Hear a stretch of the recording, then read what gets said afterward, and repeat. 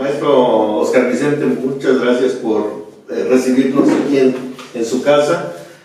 Nos da un gran gusto tener la oportunidad de poder platicar con usted, de que nos ayude a recordar la historia de la Normal y desde luego de su pensamiento tan importante que tiene sobre esta gran experiencia que significó, y creo que para nosotros así lo vemos, que ha significado el CNR primero y ahora Centro Regional de Educación Normal. Pues el agradecido soy yo. El gusto también que me da de tenerlos aquí de visita y de que me hagan recordar esos momentos que para mí han sido muy importantes en mi vida personal y profesional. Gracias por estar aquí con nosotros. El maestro Oscar Vicente Núñez Gutiérrez es originario de la ciudad de Colima. Ahí hizo su normal básica, y años después, enseguida, él se trasladó a la Ciudad de México para seguir su proceso de formación profesional, estudiando en la Escuela Normal Superior, que en aquel tiempo era la única escuela normal superior del país, donde hizo sus estudios de maestro de normal y técnico en educación. Egresando de la normal superior, trabajó en la Escuela Nacional de Maestros, la Gran Escuela de México, y ahí mismo hizo los estudios en la Ciudad de México del doctorado en pedagogía, cuando fue invitado por el maestro Arquímedes Caballero para venir a Ciudad Guzmán a ser parte del equipo fundador del Centro Normal Regional en 1960. Decisión que tomó con agrado, dado que es de Colima y que se acercaba a sus personas queridas, sus familiares. En 1960 llega a Ciudad Guzmán, el 15 de agosto de 1960, en una fecha importante para la ciudad, porque tiene que ver con la llegada de don Fray Juan de Padilla. Se conmemoraba esa fecha, y a partir de esa fecha él se incorpora al Centro Normal Regional como maestro docente, con su plaza de maestro docente, y como encargado o jefe del laboratorio de psicopedagogía. Algunos datos generales del maestro. Nos interesa que pues las nuevas generaciones también sepan cuál es nuestra historia, ¿verdad, maestro Oscar Vicente? Yo nací el 2 de mayo de 1932. Saquen la cuenta de qué edad tengo y de que la vida ha sido generosa conmigo, dejándome vivir tanto tiempo. Pues lo acabo de decir. Estudié en Colima, estudié en México y me vine aquí a Ciudad Guzmán, en donde he pasado mis mejores momentos. Hoy gratos, recordando que pues soy de aquellos que fundamos la escuela normal, que es un momento en realidad determinante en mi existencia. Maestro, ¿y cómo fue, qué nos puede comentar de cómo fue su llegada a Guzmán, su conocimiento de con quiénes iba a trabajar? La población en aquel tiempo era más fresca que hoy. Tal vez hoy, por tanta estufa, tanta casa, tanta chimenea, tanto automóvil, el tipo de pavimento, en aquel tiempo todas las calles eran empedradas, todas las calles eran con teja, y eso como que le hacía tener una temperatura diferente. Yo en aquel tiempo sentía más fresco, casi temperatura pues mínimo templada, pero en ciertas épocas, enero, febrero, diciembre, era un clima muy frío. A mí se me figuraba más frío que lo que hoy es. Será que ya hoy ya tengo suéter, abrigo, y en aquel tiempo no lo tenía, pero no, creo que era diferente el clima. Y arrancaron clases un 19 de septiembre en la Escuela Primaria Chávez Madrueño. Llegamos aquí, el profesor Romeo Gómez Saavedra y yo, que trabajábamos juntos en la Escuela Nacional de Maestros. Llegamos aquí, repito, el 15 de agosto y fuimos a conocer la escuela. Llegamos al Hotel Zapotlán y fuimos a conocer la escuela. No, pues ¿cuál escuela? Estaba únicamente la estructura metálica. Nada más ahí las vigas, porque ni piso ni techos tenía todavía. Aquí nos reunimos varios ya de los maestros que estábamos nombrados. El director de la escuela, Alfredo González Vargas, Carlota Larios Palencia, Irma Sánchez Contreras, Lucilo González Robles, Rodolfo Román Bracamontes, en fin. Y al ver que yo venía custodiando las pruebas de admisión, las dejé por ahí encargadas en la terminal de autobuses 3 Estrellas de Oro en que nos habíamos venido, yo muy nervioso de que se me fueran a perder.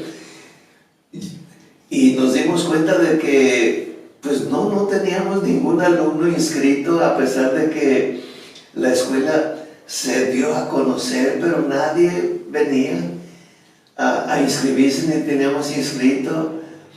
Entonces el director de la normal nos pidió que de dónde éramos.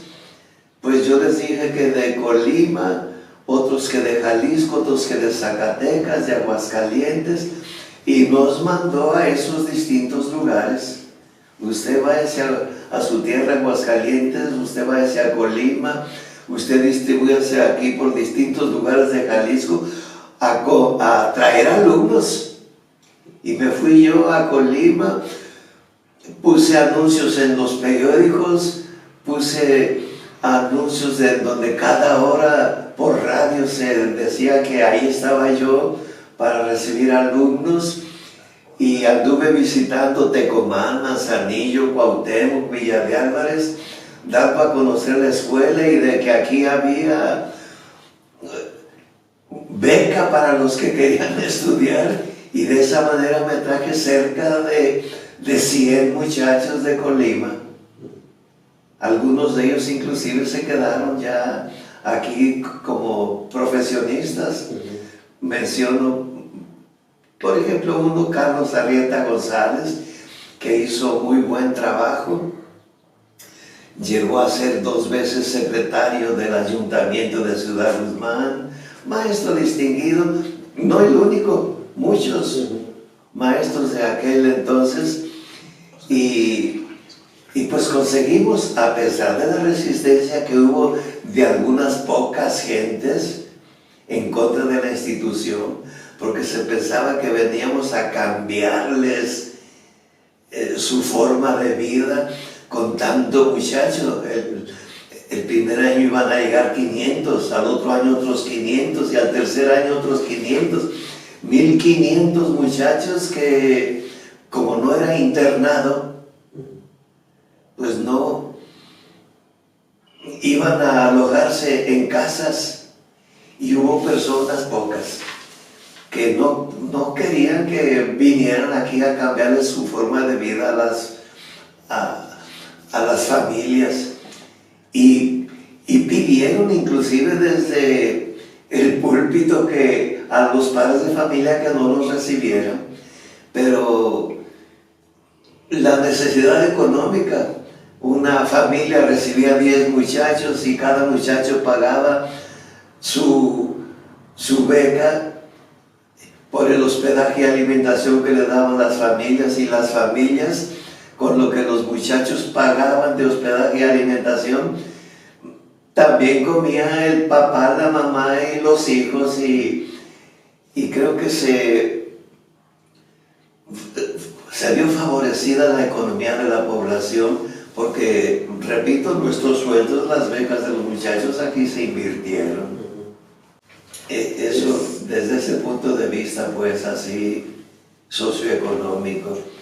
Y en lo profesional, pues la escuela se dio a conocer ya no solamente aquí en las cercanías, sino que se extendió y llegamos en un tiempo, en sus primeros años, a tener alumnos de casi todo el país. De Tamaulipas nos vinieron muchos, de Yucatán vino, por así decir, perdón por la forma de expresarlo, una camionada de muchachos a hacer examen de admisión. Pues la prueba era muy rigurosa, muchos no quedaron, pero pues los necesitábamos de alumnos y a todos los recibimos, y ya fue cosa de los maestros de prepararlos, de que terminaran, y fueron muy buenos maestros que hicieron bastante bien en las comunidades en donde trabajaron. Pues un arranque de trabajos difícil, ¿verdad? Porque hubo que ir a buscar a los alumnos. Y eso les dio oportunidad de que arrancaran clases el 19 de septiembre. Así fue, en efecto, lo que era el Estadio Santa Rosa. Ahí vino el profesor Ramón García Ruiz a inaugurar los cursos. Y ese 19, efectivamente, de septiembre, pues ya nos dedicamos a dar clases en la forma que se podía. Primeramente, como la escuela, repito, no estaba terminada en lo material, no tenía ni techo, ni pisos, ni nada, nos pusimos en una escuela que hoy se llama Manuel Chávez Madrueño, ahí por la calle Federico del Toro. Pero pues eso fue en el mes de agosto, ya se vino septiembre, ya se vinieron las clases que en aquel tiempo del calendario B, y pues nos desalojaron de ahí y nos fuimos a trabajar a la escuela normal, en donde por un lado teníamos a una persona poniendo los vidrios por fuera, terminando de poner los pisos, sin estar terminada la escuela, con los trabajadores, albañiles, etcétera, por un lado, y nosotros dando clase. Inclusive no había escaleras, subíamos por los andamios que usaban los albañiles mientras estaban trabajando. Así fue muy al principio, hasta que llegó el día en que, por la prisa de que iba a venir López Mateos a inaugurar el edificio el 8 de diciembre de ese año de 1960, pues hasta nos pidieron los trabajadores que les dejáramos sola la escuela, y hubo la primera semana de diciembre que no hubo clase para que pudieran disponer los trabajadores y terminarla y ponerla presentable para que ese día, 8 de diciembre, viniera López Mateos a hacer la inauguración del edificio. Antes se habían hecho la inauguración de los cursos. Esa inauguración del edificio fue, repito, el 8 de diciembre de 1960. Y ahí vino López Mateos y nos saludó de mano a casi todos, el único presidente que me ha dado la mano. Muchas historias, muchas anécdotas, muchos recuerdos nuestros. Cómo no. Ya después vinieron otros grandes personajes y la escuela tuvo mucho éxito por el director, por el subdirector, porque los maestros que ahí estaban y los propios alumnos le ponían un gran entusiasmo, cada quien en su labor. Yo extraoficialmente he sabido que inclusive hubo un tiempo en que de allá de Cuba, Fidel Castro mandó gentes a venir aquí a ver cómo funcionaba esta escuela, que llegó a ser ejemplo no solamente local, regional, sino nacional, y en ese sentido hasta traspuso las fronteras, dado que, repito, vinieron de por allá de Cuba al triunfo de la revolución de Fidel Castro a venir cómo funcionaba esta institución, que para mí pues ha sido de un gran recuerdo. Ahí me pasé muchos años laborando con mucho gusto. En ese arranque, en ese acto de entrega del edificio escolar el 8 de diciembre, ¿usted cómo le tocó participar en la organización, maestro, de esa actividad? Bueno, venía López Mateos, había mucho cuidado de parte de las gentes que, pues que de su persona tenían que hacerlo. Vino gente, como diríamos, que ni nos dábamos cuenta, pero que en realidad eran personas, que diríamos, pues de su servicio de seguridad. Y nos pidieron a nosotros que estuviéramos desde muy temprano. Nos pidieron que estuviéramos muy bien vestidos de saco y corbata, que casi siempre así lo hacíamos, pero había personas que pues nosotros no conocíamos, pero que por ahí andaban, ¿verdad? Y el presidente pues a todos los trabajadores nos ofreció su mano, nos saludó e hizo esa inauguración tan solemne, y nosotros ahí pues, ¿cómo diríamos?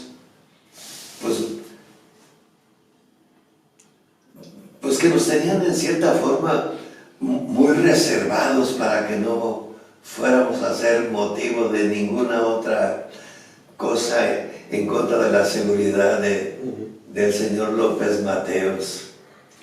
Y a partir de esa fecha ya continuaron sus trabajos ya a la normal. El 8 de diciembre, sí, en efecto, ya para entonces pues simplemente a trabajar normalmente como se podía. Y digo como se podía porque por aquel tiempo, pues como a veces se hacen algunas cosas en nuestro país, por desgracia, no se quería que se tuvieran libros, que los libros los hicieran los muchachos en lo que se llamaba cuadernos de trabajo, que ellos tomaran nota de las clases y ellos de esa manera ahí tenían en qué estudiar. No se quería que hubiera libro de texto. Y las clases eran muy pesadas para los muchachos que no estaban acostumbrados, tampoco los maestros. Eran de 2 horas continuas, de las 9 a las 11 de la mañana era una clase. Se quería que de 9 a 10 el maestro expusiera y de 10 a 11 los alumnos discutieran sobre lo que se les había enseñado. No había más de que 2 clases en la mañana, de 9 a 11, de 11 a 11 y media un descanso, y de 11 y media a 1 y media la otra clase. Solamente 2 materias en la mañana. Y en la tarde se regresaba, pero a actividades como educación física, talleres, ya no clases académicas. Pero así nos la... Ese tema de los cuadernos de trabajo como que fue muy distintivo de la normal, ¿verdad? Sí, repito, no se quería que el alumno tuviera un libro de texto. Entonces él, al principio, a los maestros se nos dificultaba mucho, porque todo el mundo estábamos acostumbrados a tener un texto en el cual basarnos para el trabajo. Y ya después, no, que el alumno se interpretaba así. El maestro exponía de 1 hora su clase, el alumno tomaba nota, y la otra hora, las clases eran 2 horas, repito, en la otra hora los alumnos discutían sobre lo que sobre lo que el maestro les había explicado. Eso era lo que inicialmente se pretendía. No dio muy buen resultado. Pero maestro, llegó a la normal a hacer como especie de antologías, de cuadernos de trabajo, porque yo en mi experiencia llegué a darme cuenta de que había maestros de otras normales que luego andaban buscando esos cuadernos de trabajo para poder trabajar en sus respectivas. Cuando se vio que era difícil que el muchacho que apenas tenía estudios de secundaria hiciera sus propios textos de estudio, que era muy difícil, se optó porque nosotros hiciéramos mejor textos para ellos. Les llamábamos cuadernos de trabajo. Traía una parte que se llamaba un material teórico. Primero tenía una parte de notas para comentar, después algo que estudiar, y después que discutir, y después que conclusiones anotar. Era de ese, pero se vio que daba buen resultado que nosotros les ayudáramos a los muchachos a tener esos textos. Y hubo un momento en que pues mejor los maestros les elaboramos eso que se llamaba cuadernos de trabajo, que tenían pues esas diferentes partes, no solamente la parte teórica, sino esos otros aspectos de comentarios preliminares y de aplicaciones finales. Y así les dimos el nombre de cuadernos de trabajo. Como la escuela contaba con una imprenta, con un mimeógrafo, se hicieron para los muchachos ya ese tipo de cuadernos. Otras escuelas no tenían esas facilidades de tener esos mimeógrafos, esas imprentas, y entonces de otras escuelas nos mandaban pedir nuestros trabajos esos y se les enviaba con gusto. Eran muy socorridos. Pues en ese sentido, la escuela hubo una hasta llamada comisión impresora, ¿verdad? En donde los maestros elaboraban aquello, se les llegaba a dar presentación de hasta ponerle sus buenas pastas, su estructura completa. Y en otras escuelas que carecían de los medios para poderlo hacer, nos las llegaban a solicitar. Maestro, en 1963 egresa la primera generación. Sí. ¿Qué recuerdos tiene de ellos? ¿Cómo le podría decir? ¿Qué impresión tiene de esa primera generación y su trascendencia, por decirlo? Para muchos muchachos fue muy cruel el hecho de que, siendo de aquí, de esta región, muchos eran de Ciudad Guzmán, de Colima, de Nayarit, siempre fueron los más, pero de distintos lugares de Jalisco también los había, de Aguascalientes, en fin. Se les envió, desgraciadamente, a lugares muy lejanos, muy alejados. Repito, pues eran de aquí, de Jalisco, de Colima, de Nayarit, pero hubo algunos que se les mandó inclusive por allá a la frontera con Centroamérica, a Chiapas, por allá, en donde pues en algunos sitios ni hablaban en español y los mandaron al norte, por rumbos de la Sierra Tarahumara, o al sur, allá repito, por Chiapas, por lugares bastante retirados.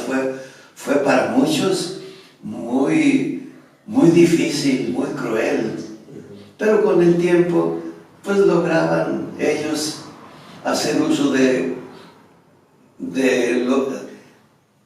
lo que el sindicato les podía ayudar, y los cambiaban después a sus lugares, porque la escuela, pues, si bien era regional y abarcaba inicialmente 10 estados que rodeaban aquí a Jalisco, Colima, Aguascalientes, Nayarit, en fin, pues recibió de muchos lugares y los envió a casi toda la República, y para muchos fue muy, muy difícil. Eso tendría que ver un poco con aquel tema de que los egresados, o bueno, los jóvenes de la primera generación establecieron aquel acuerdo con Jaime Torres Bodet sobre irse a trabajar a donde la patria lo requiriera. Así fue como se quería, esa fue la intención, y efectivamente se fueron a donde se les necesitaba, pero para muchos de ellos, en la edad en que se encontraban, inclusive, aunque pocas, pero había mujeres que también les enviaron muy lejos de sus familias. Ya algunos otros no, les fue muy bien. Recuerdo a una muchacha que era de Río Verde, San Luis Potosí, y pues aquí terminó, y la mandaron, y le tocó en Río Verde, San Luis Potosí, en su mera población. En ese sentido, la muchacha fue feliz. Tuvo suerte. Nada más. Maestro, viéndonos un poco más adelante, llega un momento en que la formación de docentes deja de requerir a jóvenes de secundaria y ya empieza a requerir muchachos de bachillerato, se hace de nivel licenciatura. ¿Cómo valoró ese cambio? Pues desde el punto de vista de la formación de los muchachos mejoró bastante, ¿verdad? Salieron maestros mejor preparados desde el punto de vista pedagógico, cultural, personas más maduras, más preparadas. En ese sentido, muy positivo. El plan de 11 años arranca en Iguala y aquí en Ciudad Guzmán, maestro. Así es. Ese modelo de formación de docentes que arranca con el plan de Iguala y bueno, con el plan de 11 años en estas dos normales, y que creo después se extendió el modelo con el que arrancaron estas dos normales al resto de las normales. ¿Cómo valora sus resultados de ese modelo educativo? Parece que al principio se tenía pensado que hubiera 10. Se quería acabar con las escuelas normales rurales, que habían sido una especie de botín de los políticos, que las usaban y las manejaban con fines muy particulares.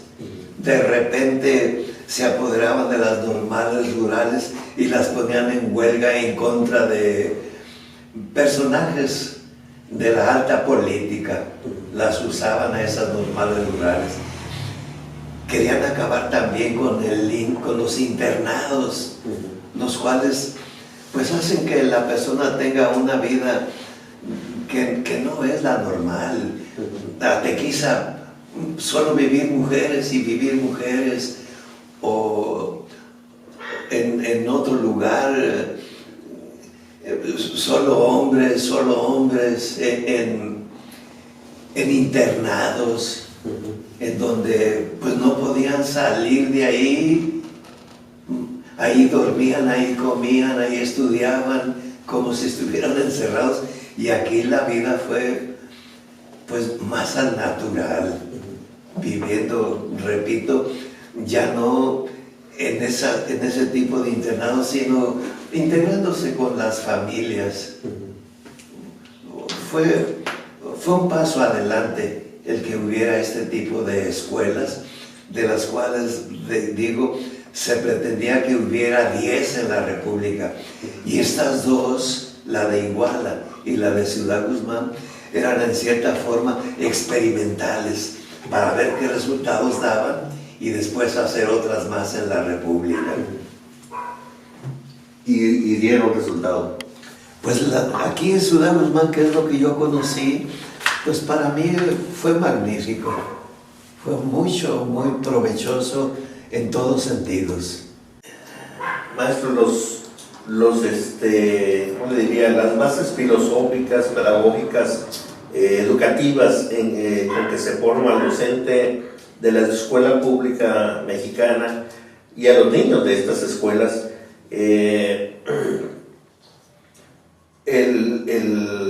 las escuelas normales, ¿cómo le puedo decir? ¿Cuáles eran esas bases filosóficas, políticas, Sí, pedagógicas? sí. Por segunda ocasión había llegado a ser secretario de Educación Jaime Torres Bodet. Para esta segunda ocasión con López Mateos, pues ya llegaba con más experiencia, a pesar de que era un individuo excepcional, continental. Él hizo 2 discursos. Uno se llamaba El tipo de mexicano que debemos formar, y otro, el tipo de maestro que también debemos de tener. Y con base en esas filosofías de don Jaime Torres Bodet fue con lo que se basó la programación, el plan de estudios, los programas de estudio con los cuales nosotros trabajamos, inspirados en ese pensamiento, repito, de el tipo de mexicano que hay que formar y el tipo de maestros que debemos de tener. Con base en esas 2 filosofías, en esas 2 disertaciones de Torres Bodet, fue con las que se inspiró el trabajo de la escuela. ¿Y qué características entonces tendría que tener ese maestro que egresaba de las normales?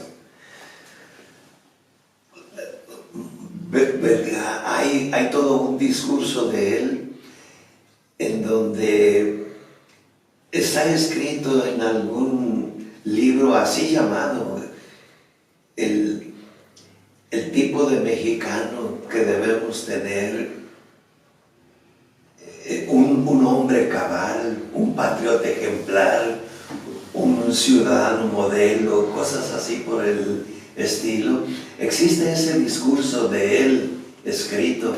No sé yo si aquí no creo tenerlo aquí a la mano, ¿verdad? Pero fue la inspiración.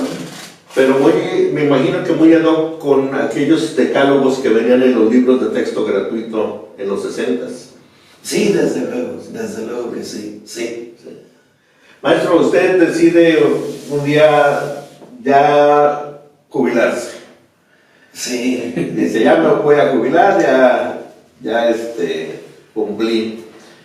¿Cómo recuerda ese momento en que dijo, ya este es mi último día y ya no regreso a la escuela?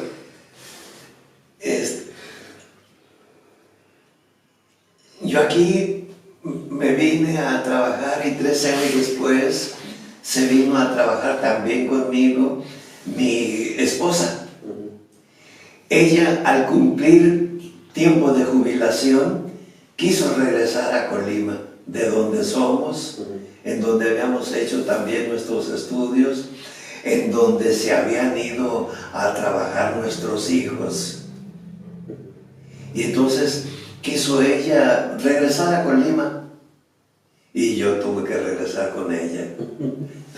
Esa fue la causa fundamental, que la familia permaneciera unida. Muy importante, ¿verdad? Sí. ¿Y su sentir en la escuela el último día? Pues casi de llorar, casi de llorar. Y recuerdo el momento en que estuve saliendo en mi vehículo el último día que ya me jubilé, después de honores a la bandera, le pedí a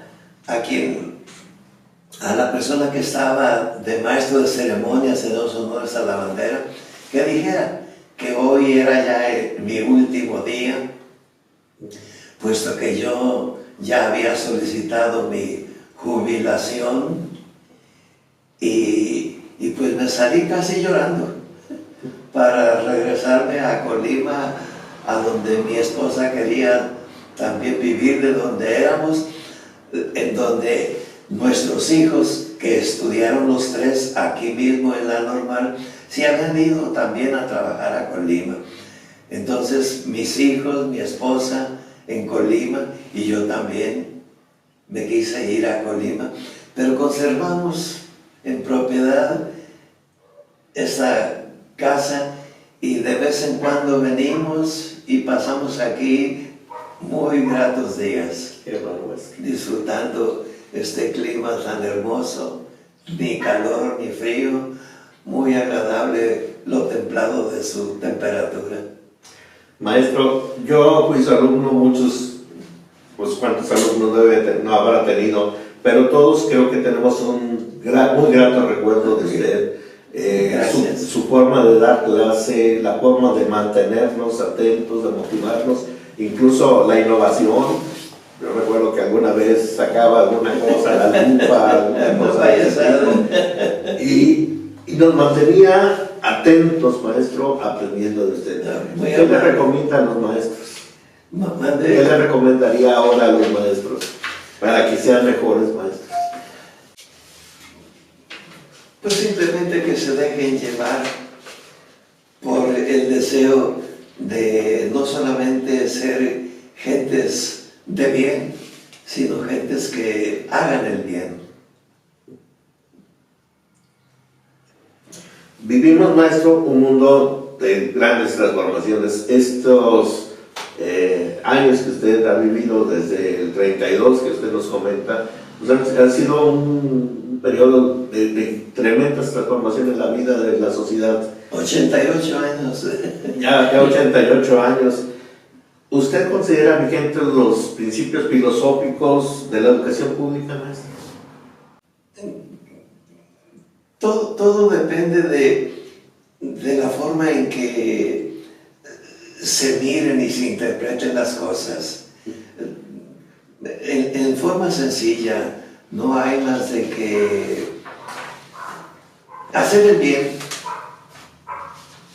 Eso es todo.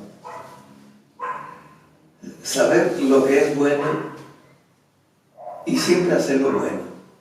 No hay ningún valor superior que sea el de hacer el bien.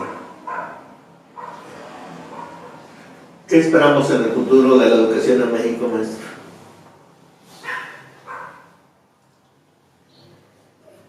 Con estas tecnologías y estas filosofías, yo espero y yo creo que las cosas se van a mejorar. No solamente se deben mejorar, se van a mejorar. Cada vez el hombre tiene que ir aceptando que no hay mayor bien que la bondad. Existe la verdad y existirá la belleza, pero no hay nada superior a lo bueno. ¿La normal tiene perspectiva todavía a futuro como formadora de docentes? Estoy desconectado de cómo funciona, pero la educación será siempre algo que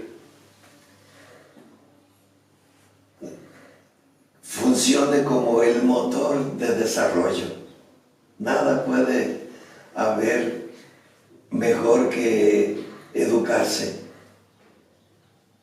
conducirse, formarse. La educación es formación. Venimos a este mundo sin conocimiento, sin estarnos formados, y es la educación la que nos forma, la que nos señala el camino por donde ir para solo hacer el bien, que repito, pues junto con el amor, ¿verdad? No puede haber cosa mejor. Pues maestro, no sé si quisiera usted agregarnos algo que nos quiera decir. Solamente agradecerles que nos hayan honrado con su visita y que nos hayan hecho recordar momentos que para mí son los más bonitos de mi existencia. El haber intentado ayudar en algo en la formación de gentes que hablaran del bien y que siempre lo hicieran bien, porque pues no solamente hay que hablar del deber, sino cumplir con él. Maestro, muchísimas gracias. A nombre del Centro Regional de Educación Normal, muy agradecidos. Usted sabe, el próximo 8 de diciembre tenemos otra fecha importantísima, sí, para la Normal, el 60 aniversario ya de esta institución, de la que nosotros queremos mucho, no más que usted, desde luego, pero también es muy querida institución para nosotros, y pues ahora nos toca estar ahí haciendo el esfuerzo, continuar con el esfuerzo de todos ustedes que arrancaron con esta institución y la llevaron tantos años a cuestas. Muchas gracias, maestro. El agradecido soy yo. Esta es su casa. Gracias por habernos honrado y por habernos hecho recordar los momentos más bonitos de mi vida. El hecho de haberme esforzado por cumplir con el deber. Muy grato tenerlos aquí. Estamos, como siempre, a sus órdenes. Muchísimas gracias.